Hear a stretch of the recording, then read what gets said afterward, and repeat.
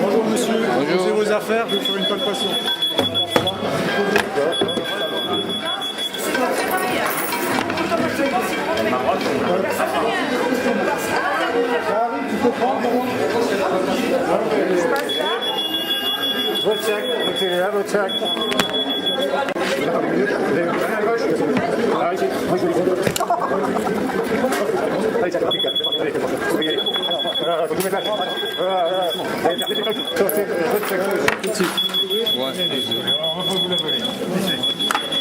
Oui, mais vous avez mis Merci monsieur.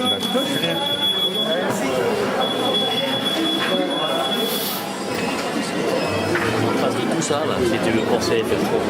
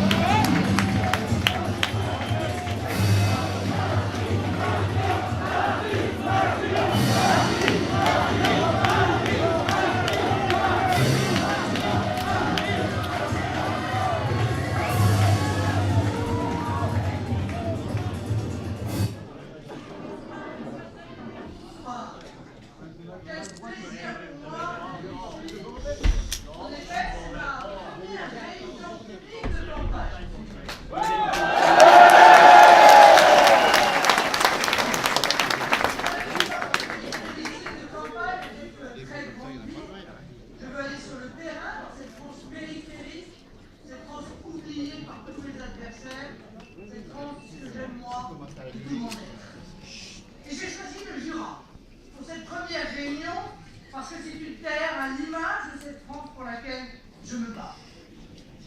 Quand elles viennent des fameux fonctionnaires européens dont je vous parlais tout à l'heure. Mais sinon, dans l'ensemble, ces normes, c'est une garantie de qualité, une garantie de sécurité alimentaire. On a vu les scandales qui ont étayé les dernières années, mais on n'a pas encore vu les scandales alimentaires qui arrivent. Et on sait l'importance de l'alimentation pour notre santé à tous, la nôtre, celle de nos enfants et celle de nos petits-enfants. Ils ne sont pas contre les normes, mais ce qu'ils ne veulent pas, et là encore, permettez-moi, c'est du bon sens, ce qu'ils ne veulent pas, c'est être mis en concurrence avec des produits qui, eux, ne respectent pas les normes. Soit parce qu'elles n'existent pas, soit parce qu'ils les contournent, parce que là, c'est la déloyauté la plus totale auquel ils sont confrontés. Et ils sont aujourd'hui désespérés.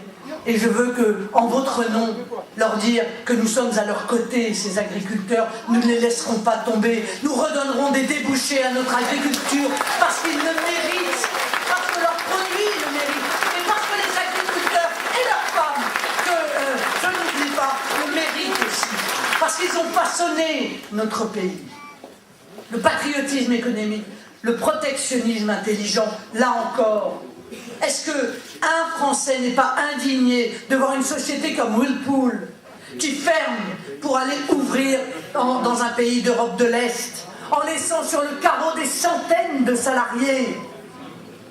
Pourquoi? Mais pour faire toujours plus de profit français, toujours plus de marge. Il n'y a qu'un malheur quand même, c'est que cette société a touché 40 millions d'euros en vertu du CICE. Est-ce que cette société va rembourser cet argent? Bien sûr que non. Donc on a payé une entreprise, mais il y en a comme ça des dizaines. On a payé une entreprise en réalité pour la faire délocaliser. Mais on ne peut pas admettre cela. Les délocalisations, je l'ai dit il y a quelques jours, non seulement ça touche les productions, mais ça touche aussi les services. Ceux qui étaient tranquilles, qui étaient dans les services, qui n'avaient pas beaucoup de charité pour les autres et qui se disaient « mais moi ça ne me touche pas, moi je suis dans les services ». Ça touche que les ouvriers, les délocalisations. Et bien là, ils vont commencer à voir venir l'addition. Ça, avec des roitelets. Et puis, ces régions sont devenues de plus en plus grosses. On a fait des super régions. Et puis, on a fait des intercommunalités. Et à chaque fois, on nous a dit, vous allez voir, tout ça, c'est pour rationaliser. C'est pour, en réalité, faire des économies. Et puis, au fur et à mesure, là, pardon de vous dire, qu'on s'est rendu compte que le nombre de fonctionnaires territoriaux, évidemment, avait explosé, que les coûts, de manière générale, avaient explosé, et surtout que le pouvoir s'éloignait de vous. Vous les connaissez, vous, tous vos conseillers régionaux? Alors que votre maire, vous le connaissez, votre maire. Mais c'est pour ça que je suis pour la révolution de la proximité. C'est pour ça, mais qu'il soit bon ou qu'il soit mauvais, d'ailleurs.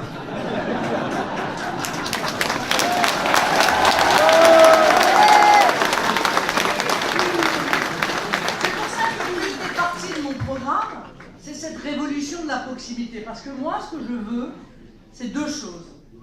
C'est d'abord rendre la parole au peuple. C'est-à-dire que je veux qu'on vous entende à nouveau. Je veux qu'on vous écoute à nouveau. Et l'autre, c'est que je veux vous rendre votre argent.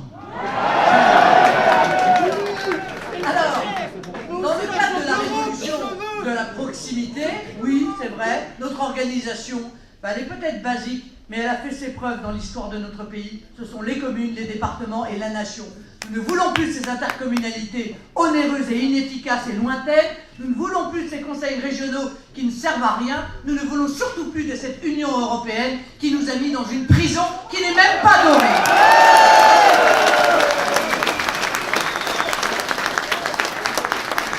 Qu'est-ce que j'ai à vous offrir? D'abord la liberté. Parce que celle-là n'a pas de prix, mes chers amis. Elle n'a pas de prix. Et partout, sur tous les plateaux de télévision, dans toutes les radios, vous viendrez voir la longue cohorte des experts. Les experts, les politologues et autres éditorialistes venir vous expliquer, on ne sait pas d'ailleurs en vertu de quelles compétences. Bon, ils n'ont pas fait d'études particulières sur ce sujet, mais c'est pas grave. Venir vous expliquer qu'on ne peut plus être libre. C'est fini, c'est trop tard, on est trop petit, on est trop faible. On ne peut plus. La seule chose qu'on peut faire, c'est se soumettre à Madame Merkel et obéir à genoux aux instructions qu'elle nous donne. Eh bien, c'est exactement ce que pensent aussi les candidats à la présidentielle. Qu'est-ce qu'ils sont venus faire? La première chose, allez voir Madame Merkel. Madame Merkel, est-ce que j'ai le droit de faire ça? Madame Merkel, est-ce que je peux aller jusque-là ou est-ce que je ne peux pas aller jusque-là? Non mais c'est le tour opérateur de la soumission. Merkel, Juncker, vous verrez qu'ils ont tous fait le même tour pour aller demander les instructions à Bruxelles. Eh bien moi, je ne demanderai pas d'instructions ni à Madame Merkel, ni à Monsieur Juncker, ni à Monsieur Draghi.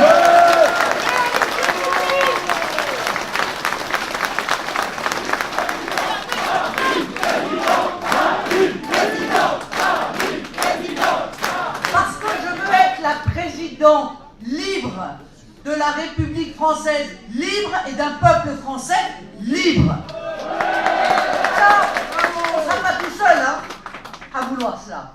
Parce que croyez-moi, pour être allé dans beaucoup de pays européens, les peuples européens souffrent la même chose que nous. Ils réclament la même chose que nous. Ils veulent à nouveau avoir leur monnaie parce qu'ils voient bien que cette monnaie a plombé le pouvoir d'achat dont je parlais tout à l'heure. Ils voient bien que les prix ont été multipliés par 5 ou par 6 et qu'on n'arrive plus à s'en sortir avec le salaire aujourd'hui qui est livré. Ils ont bien vu que c'est un obstacle évidemment aux exportations, que cette monnaie est trop chère, qu'en réalité elle a aggravé le chômage alors qu'elle était censée, je vous le rappelle, le régler. Ils ont vu tout ça. Ils ont vu qu'ils n'avaient plus de frontières, comme nous, pour se protéger de l'immigration massive. Qu'on n'arrivait même plus à décider qui a le droit de venir et qui a le droit de rester chez nous. On nous l'impose. Et qui nous l'impose? Une nouvelle fois, Madame Merkel. Avec l'aide de l'Union européenne, mais bien sûr, évidemment.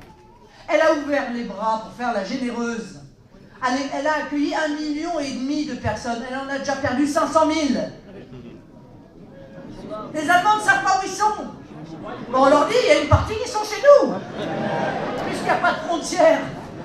Et que par définition, dès qu'on met les pieds sur le territoire de l'Union européenne, eh bien, les migrants, comme ils les appellent, peuvent venir s'installer dans la part de notre pays, de nos pays. Bon. Ils voient bien que les lois qu'ils votent, en réalité, n'ont plus aucune autorité. Mais c'est quoi la démocratie? Si les lois que votent vos représentants, pour peu qu'ils vous représentent d'ailleurs, parce qu'à l'Assemblée nationale, pour l'instant, le moins qu'on puisse dire, c'est que c'est pas parfait, hein, puisque nous sommes le premier parti de France, nous avons 2 députés sur 577. Là aussi, il faut agir. Parce que rendre la parole au peuple, ça veut aussi dire mettre en place la proportionnelle. Il faut que chaque Français, lorsqu'il met un bulletin dans l'urne, soit convaincu qu'il aura des représentants pour pouvoir défendre les idées qui sont les siennes à l'Assemblée nationale. C'est cela aussi que nous voulons faire. Et au passage, réduire le nombre de députés, réduire le nombre de sénateurs, parce que là aussi, je veux dire, il y a évidemment des économies à faire sur le train de vie de l'État.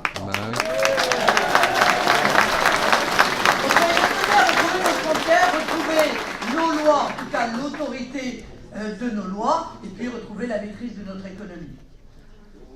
Je suis désolé, mais moi, il m'apparaît tout à fait légitime et normal qu'on fasse...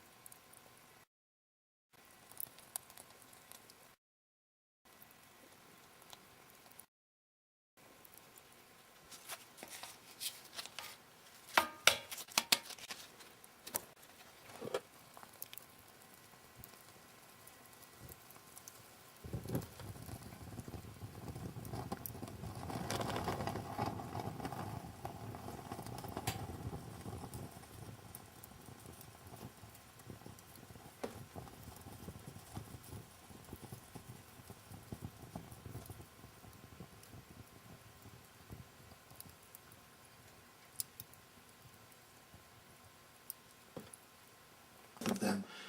And Melania goes back and forth, and after Barron finishes school, take a child out of school with a few months left, she and Barron will be moving over to the White House. Okay, thank you. It's a very nice question. Go ahead. Yes. I know this is going to be a bad question, but that's okay. Because I enjoy watching you on television. Go ahead. Well, thank you so much. Mr. President, I need to find out from you